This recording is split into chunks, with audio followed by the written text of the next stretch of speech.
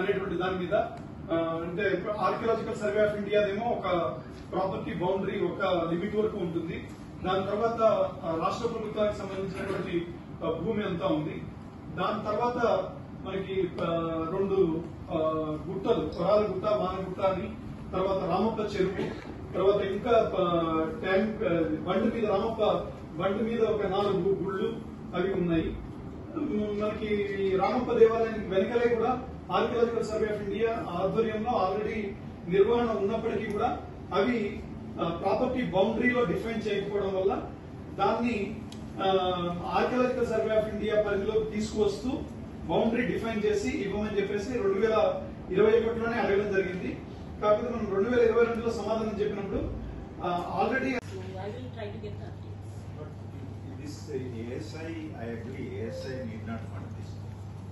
But Department of Culture has fund on this. Department of Culture should fund it. Yes, but I can only... ASI should recommend. Sure. Department of Culture should fund it. I agree with you. ASI, your own money, you don't have salaries, you don't have repair. How do you give this? It's a commitment of UNESCO. So Culture Ministry should give it. Yeah, I will update. ఇప్పుడు అనుకోండి మనం same thing we have adapted in our 1000 pillar temple Kalyan.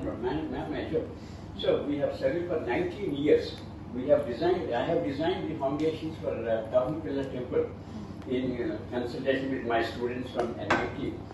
And we have not only strengthened the foundations, we have also introduced granular piles into it. So finally we have completed the foundations without using cement, iron and concrete. And the structure... పరిశీలించిన తర్వాత దాంట్లో చెప్పింది ఏంటంటే మొట్టమొదటిది they welcomes the establishment of the Telangana Provincial Committee, that is our state level committee, which is having now 5th meeting now, and the Palampet Special Area Development Authority, and the clarification of the roles of other institutions in the management of the property.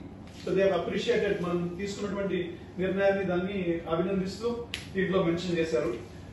ఇంకొకటి welcomes the revised మనకి